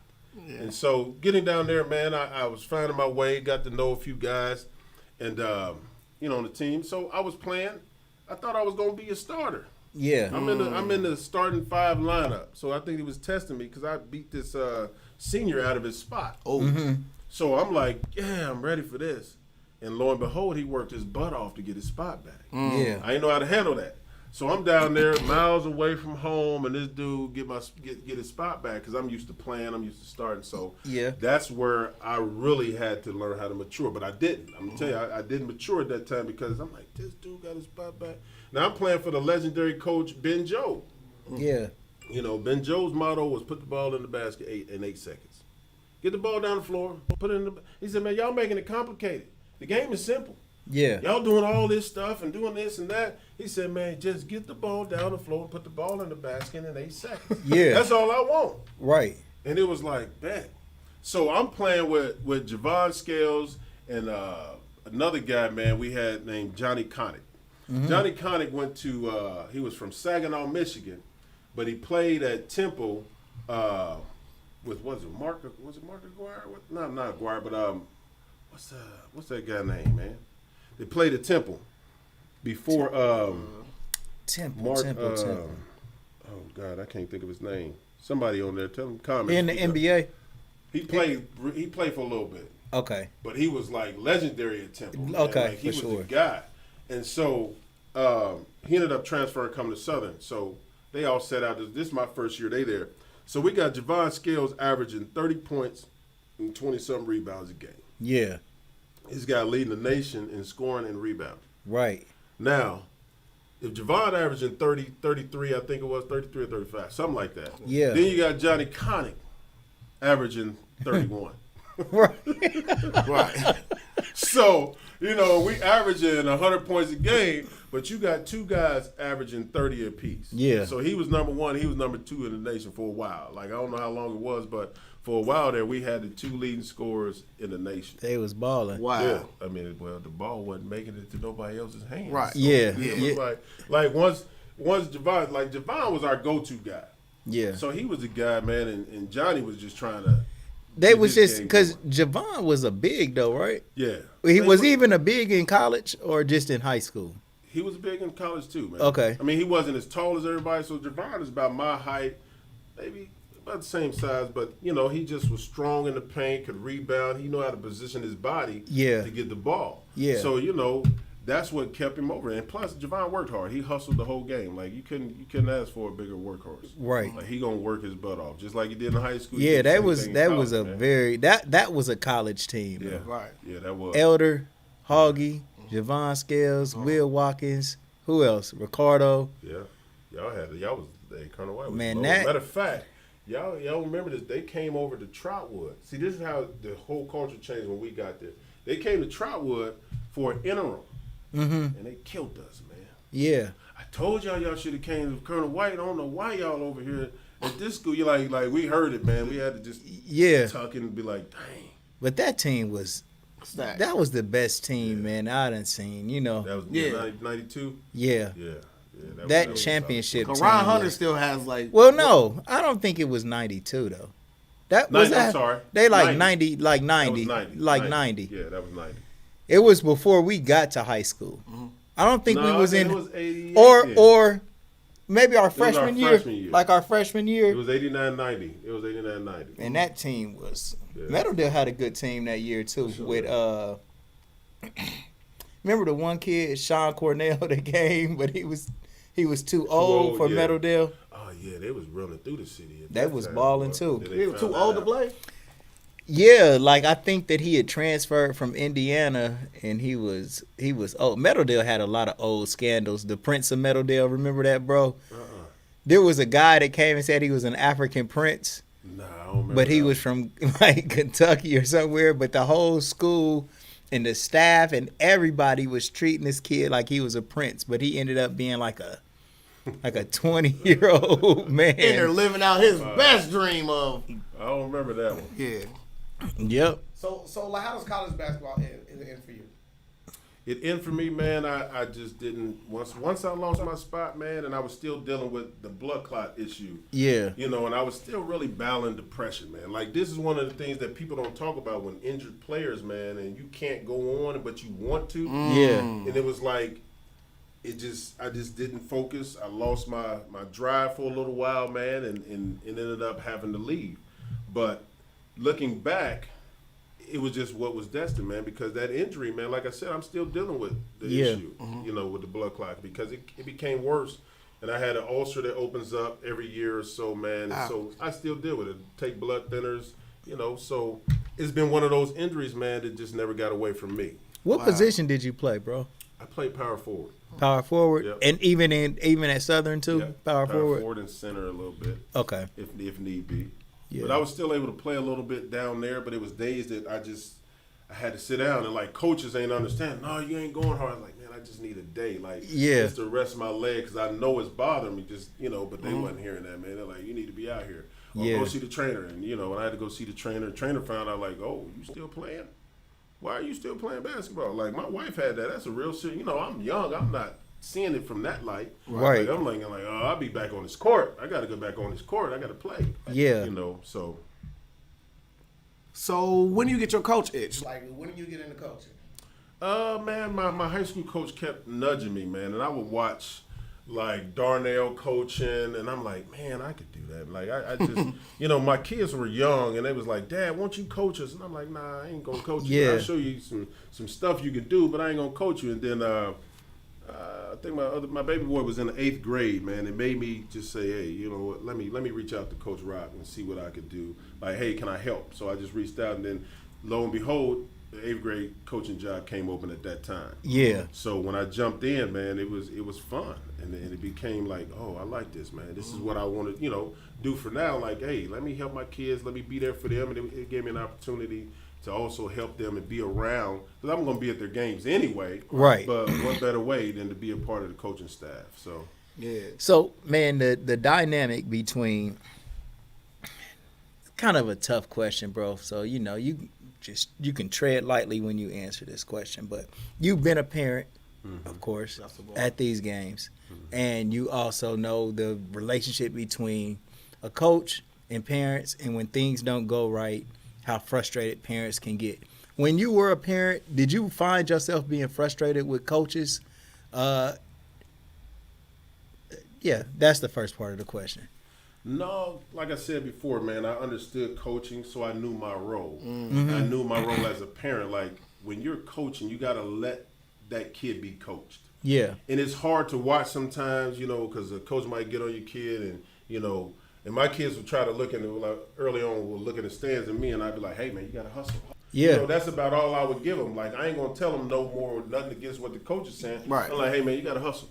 Hey, man, you got to get after it. You know, that's where I would stand on it. So I didn't jump in the middle and be like an advocate. Even now, and even when, you know, my kids would go through coaching, I would allow Coach Rock to coach them. Right. You know, and, you know, I read,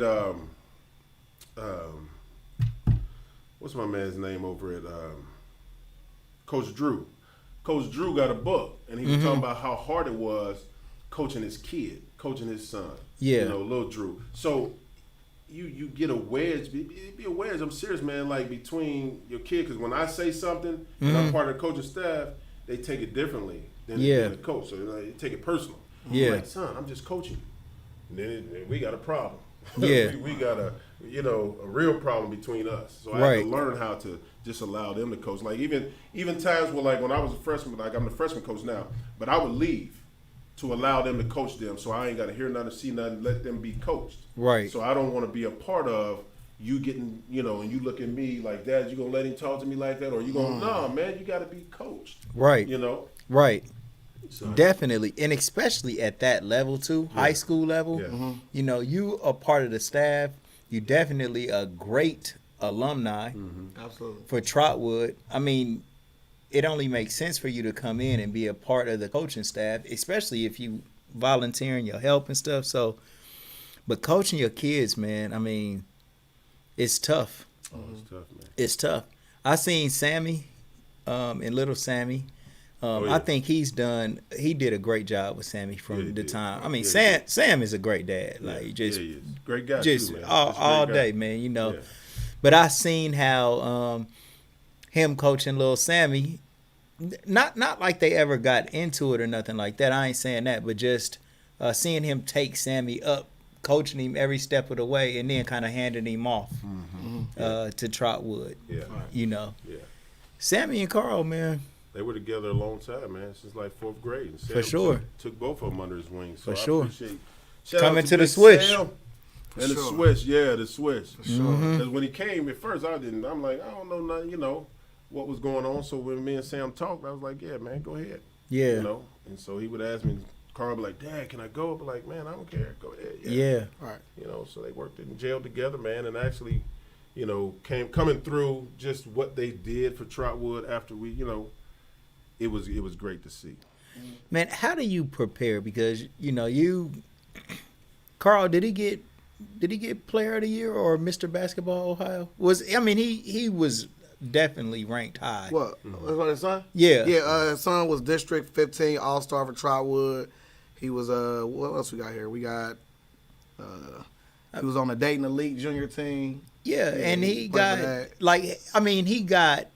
He's lot a of great accolades. player in his great high school career. Yeah, he he's the first guy from Troutwood. I think Sammy got snubbed. I'll be honest. I really think Sammy got snubbed, but both of them made first team All-State in football and basketball. and Carl made first team All-State in basketball. Okay. And then I think Sammy got honorable mention now. Yeah. Sammy should have had that first team rank. I don't know if they didn't want to let it happen at Troutwood or whatever, but I definitely think that, that was, a snub to me. That's my I opinion. think so too. That's my Sam. opinion. But, Yeah. I'm happy for my son to carry the legacy, but become first team All-State in basketball and football. That's hard. He's the first to ever do it at Troutwood. So, what type of preparation do you guys put in order for him to be able to achieve great achievements like that? Because that's nobody else has even done it before, bro. Well, the thing about Carl was an athlete, man, and he had his own motor. Mm-hmm. Like, me and Carl would have conversations. We could get into it. But he always listened. Even if he didn't agree with you, he still was going to listen. Mm-hmm. And when he got out on the floor, I always try to push him, man, you got to play hard. You got to go hard. And he listened to that. And so he was successful in it. And it took him a little bit to learn certain things. But once he got it, man. And when he got it, you couldn't take it from him. Coach, what is playing hard?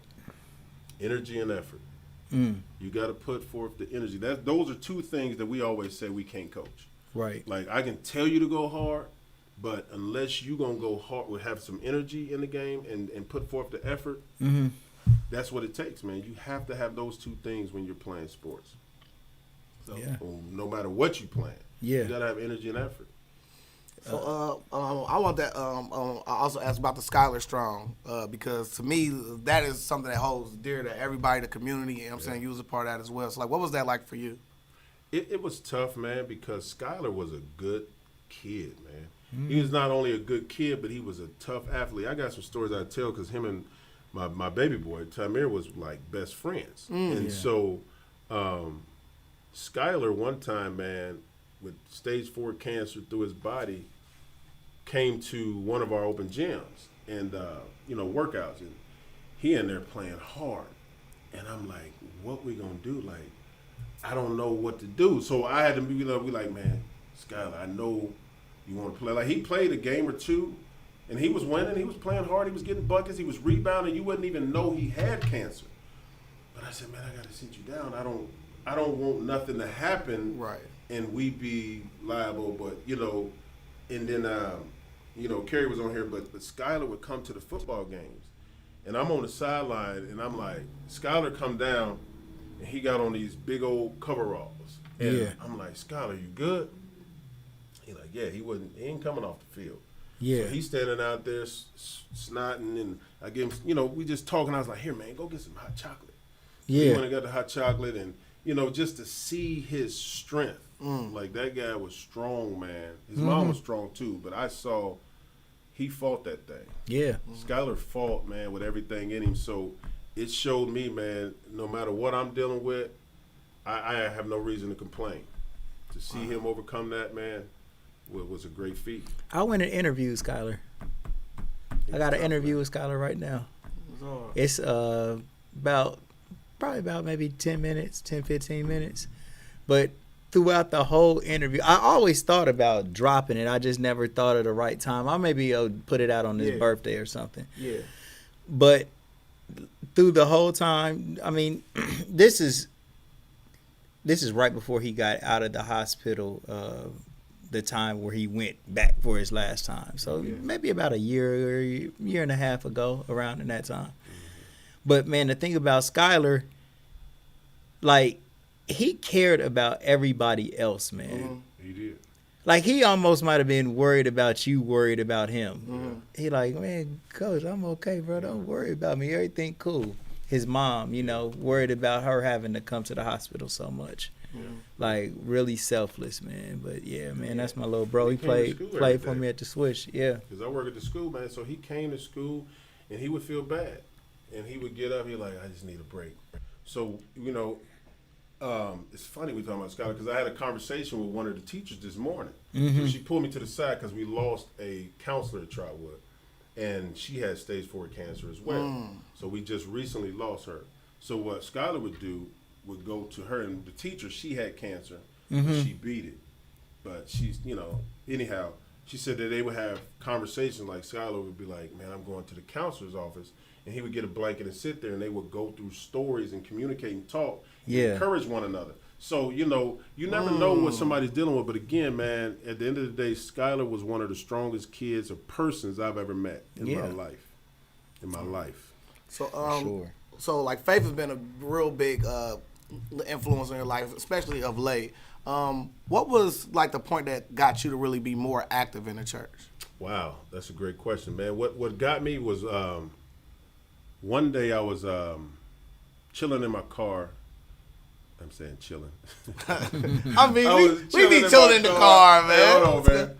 You know, this is back in the days. I thought I was rolling, man. I had me a Cutlass 88.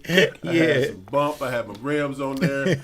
But I didn't have no peace, man. So we grew up in the church, too. My mom got into church. We was about 10 years old, so we went to church faithfully. You go to a Pentecostal church, you're going to go to church, man, 3 times a week, easy. You know, so we was going constantly.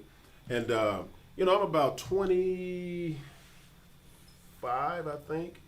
So I'm sitting in my car just having a moment. And I tell you what I was doing. I was drinking, and old school, E&J. Jesus. Don't drink that. Don't drink. You will black out, bro. Yeah, I was about black. So I'm drinking that. So I'm in the car, man, and I'm like really crying and talking to God. But I'm speaking from the purity of my heart, even though I was under an influence. But I'm sitting in the car. I got my wife in the house at the time. I got my oldest daughter, and I'm just like, I'm looking for more out of life. So I'm listening to, out of all people, Puffy. Yeah. Puffy had a song called Best Friend. It's a gospel song. And I listened to that song like 100 times. And I said, man, listen, God, if you get me out of this city, I can serve you. And I was like, and I woke up the next day thinking like, okay, I had a moment. Well, the day after that, 2 days later after I was sitting in that car, a coach calls me from Colorado and says to me. The same night? 2 days later. 2 days later, okay. 2 days later, he called me. He says, so, are you ready to play? Have you matured now? And I'm like, what is going on here? So he called me. I'm like, bet, what I got to do? He said, well, you got to write a letter to be reinstated, to play basketball, all this stuff. Now, mind you, I'm still dealing with this leg. Yeah. I didn't tell him that. So I said, okay. So I go out there on a visit. Probably, this was August of 99, I think it was. August. Right. So I go on a visit January 1st. I get out there no, this was 2000. I'm sorry. It was 2000. I go out there in 2001 in January to work out. So I go out there and work out. And this coach took me, and this altitude, you know, you go to Colorado, that altitude, dude, I can't breathe. But I won't give up working out. Right. Like this dude, like, man, this guy keep coming. I'm 24 at the time. So I'm like, I'm going to be an older guy. He wanted me to mentor another guy. But anyhow, I get out there. I start back drinking and hanging a little bit, but I'm still going to practice in school. So I was like, my legs start bothering me again. Then I had to go to the hospital. So then they wouldn't let me play. I said, oh, man, I got to do what I told God I was going to do. And so I found this church, and ended up going there, man, and they had this revival. Carlos was there. Yeah. Lowe's was there. He was there, man, and I'm like, I see him on the altar. He crying. I'm like, man, shoot, I got to get this thing, man. So I got to crying out to God, and man, and from that point on, it changed my whole life, my whole mindset, my whole spiritual being. So then after that, I was like, I really got into, you know, going to church, and I knew ministry was something, because the pastor that I served under as a young boy, he used to always tell me, "You're gonna be a preacher." I was like, "I ain't gonna be no preacher." I said, "Y'all the farthest thing I ever want to be. I see what y'all do and go through. I don't want to be no preacher, man." Right. Because people don't value ministry. They don't value preachers. You know, some people Right. have messed it up, and I get it. Yes. But man, it's tough. It's a tough thing. So after that, that's how I ended up getting. But you wouldn't believe, and I tell this story to anybody, man. Puffy's, look it up when you find it. Best friend. Best friend. Best friend. And I listened to that song over and over again, man, and it just changed my life. Wow. And from that point on, man, that's when I got into church and I came back home fully equipped and changed, man. And I knew I needed to get away from that inner circle of friends that I had that would pull me back into things that I didn't want to do. So when I got away from that, I was strong enough to come back and be able to serve now at the church that I'm at. Man, so here on the Legend of People podcast, there's a thing called the butterfly effect. Was there something you said during the course of the interview or something I found during the course of my research that I found was truly profound? Smed, you gonna pull that picture up for me, bro? Oh, man, what you got? Wait a minute. What do you got? So like during my research, you know what I'm saying? But let us start from what I've learned today, right? You tell us about this story of when you going to Princeton Park and you getting jumped or whatever, and that is a key turning point in your life of how you now, I need to be tougher, I need to move different, keep my head on a swivel. It really is like deep in the fabric of who you truly are.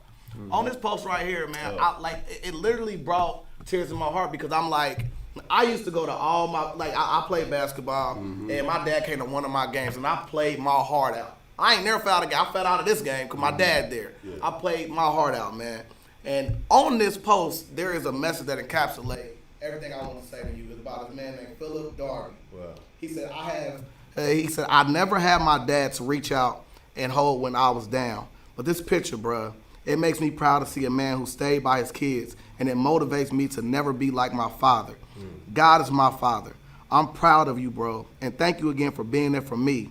When they tried to jump me over a tunk game, who you say that was? His name Philip Darby. Oh, I know Phil, little Phil, yeah. So he said, and he said, thank you again for being there for me. When they tried to jump me over a tunk game point, back then, God had you as an assignment to save lives. Ain't that something? Because you could have been like a lot of kids, sit back, instigate, and watch it. But you are a pastor, now saving lives, pastoring the people. You motivate me, but on the real. If Twin was in there that day, we would have been banging in there. But God was with me as well, so he protected me. My testimony about you, bro, even though we wasn't close, I was close enough. That, to me, can encapsulate who you truly are in the fabric and the essence of who you are. Not to mention how you are with your son. You being there for, you know what I'm saying, him. Being there for Skylar. Being there for other people's kids. Your daughter as well. You are exactly what we want to be, a positive pillar for who we're going to move forward with. We got a lot of things, like we talked about the Young Dolph thing earlier. Those people really weren't promoting positivity in our communities. We got brothers like you to uphold the end of that. And we want to celebrate you and champion you, call you the legend that you truly are. Because we really need more people like you to be celebrated and not just the shoot 'em up, bang, bang rappers, bro. You are unequivocally a legend, bro.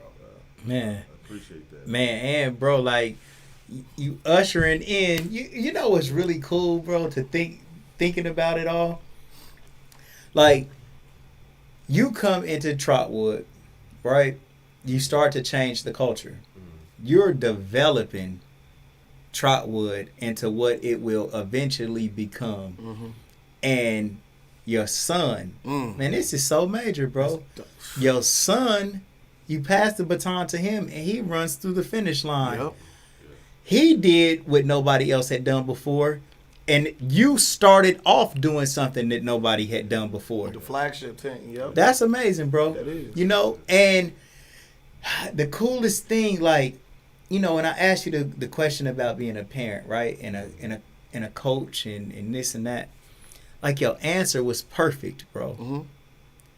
Because you can see the parenting that you're doing is working with your son.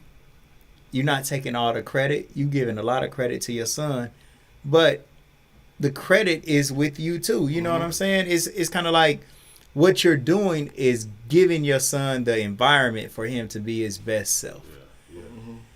And for, you know, you lost your dad. when I say we lose, we really gain them in another way. Like my mom and dad passed away, but I feel like they with me even more now. It's kind of like addition by subtraction.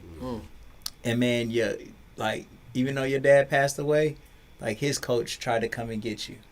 You know what I'm saying? Your dad probably pulling them cords, man. Go help my son, you know? Give him that confidence. The great not Mark Baker, but Coach Haley, who was Mark Baker's coach. You going to watch Mark Baker play. And the coach that's coaching Mark Baker and Kurt Taylor wants me.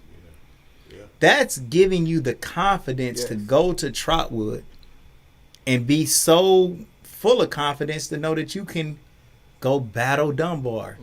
You go into Dunbar and pop Dunbar. The flagship, like they literally were the first team to go and do that from Troutwood. You see? I mean, so we talk legendary, man. You know, I don't know if you see yourself the way others see you, but like to me, like man, you always been major. Like, and it's your brother too. Yeah. It's you guys together. It's just all it is just like that strength. Yeah. You guys are iconic. Yeah, there we go. That's just what I see. You know what I'm saying? And I just think that it's great, bro. Like you really doing some stuff, man, to overcome everything. And then the last thing is just to bring the Most High into it. It's the sacrifice, man. Like all through the Bible, man, is just tells of sacrifice. When we start with from Cain and Abel on through, it's kind of like, man, you got to put something down in order to pick something else up that's better. You know, and for you to be able to, man, just put down the things that you felt like was blocking your blessings. You said, man, I got to go back to get to the Most High. You know, like, damn, what's missing, man? Blood clot again? What's going on? Oh, yeah.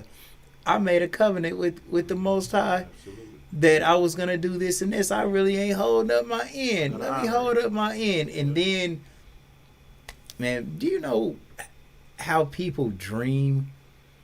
People live through their kids all the time, bro. Like vicariously, You know, and you ain't even doing that. You letting your son be your son. And make him culture, keep him culture. But in the way that the Most High will have it, with like perfect poetry, is to give you that what so many other people covet, man. You know, is like excellent, bro. Wow, thanks, man. Appreciate that, bro. Big legend, big dog, bro. Big dog. Big dog. Coach, you feel me? Champion? Yeah, wait. A legendary quote. Champion? A legendary quote, because I promise you, y'all really should get on this. Y'all need to make a documentary, because this is a crazy legendary quote. From tornado victims to state champions, bro. Man. Yeah, and that was a tough year, man. It was a tough year. Yeah. To go through that, man, and then to push through to get to the state, man, when most people didn't think we was going to make it. You know? Right. You fight through the adversity of what people say. So as coaches, and you know, you got your team, you got to block that out. You know, but you're conscious of what's being said. Right. You know, you're like, man, dang, do they feel that way about it? All we try to do is help kids and do what we do. You know, regardless it's not our decision where that kid go and how their future is going to take. We trying to get them through high school. So, you know, to see them overcome that adversity, man, was a blessing for us. For sure. So, man, you gonna pay some bills real quick, man? Yep. Hey, you guys go to Agnes All Natural Grill for lunch, Sheikhs for breakfast. If you ever get injured, call attorney Michael Wright. Go to theshoparea.com. If you need anything at all, go to theshoparea.com, from the store to your door in 4. And when you want to get slammered a little bit, right before you change your life, drink a little bit, listen to Best Friend, hit that Kiara, hit that Kiara Wine, and yeah, you'll be good. Kiara Wine. When you want to unwind, do it with Kiara Wine. Contact Antoine Cunningham on Facebook. We T-shirt Kings, go for your mouth, and Camera Kings and Dash Resource. We teach you how to get a big old bag from selling stocks. Without further ado, Peanut, over to you. Yeah, man. So, bro, to me, this is one of those legendary podcasts for me, and I'm going to go back and listen to it and watch it with my son.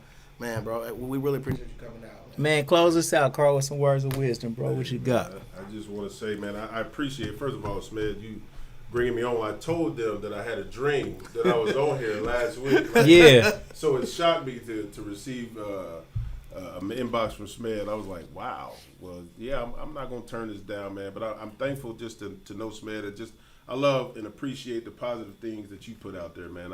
I've always watched him, man. He put out, you can start a business, those little small words, man. You don't know what people are going through or dealing with. Just to see that when you wake up, man, is definitely good. And also appreciate you working with my nephew, man. He done gave him this nickname, man, that is going to stay with him. That he got to fight Marmar the Star, man. I don't know if he could ever live up to it, but he's tried his best, man. Sure. But, I just want to encourage everybody, man, live your best life, man, and understand that, at the end of the day, man, just be who you are. Love people, work through hard adversity, man. We all go through it. And we're going to have to, just stand up to it and know that God is with you and trust him in that process that he's taking you through, because it's only making you to become the individual that he wants you to be in this life. And at the end of the day, it's not about people. It's about pleasing him. So that's me, and I'm out. And I appreciate you guys, man, for letting me come on this podcast. Yeah, I watch man, you guys. I love it, man. And I really enjoy it. Peanut, man, you be having people going, boy. I'll be over here like, wow, he got them going, man. Shout out to my brother Lowe's, too. He couldn't make it, man. I tried to get him on here, but he wasn't able to make it. Man, no doubt, man. Love you, Los. Legendary People Podcast, Legendary People. Peace, man. Love everybody, man. We'll see y'all tomorrow, man. We got Clyde from the Blue Chips coming on this thing tomorrow, man. Coach Lil Bronny. That's right, man. Coach LeBron James Jr. from the time he was in the 4th grade, all the way up until high school.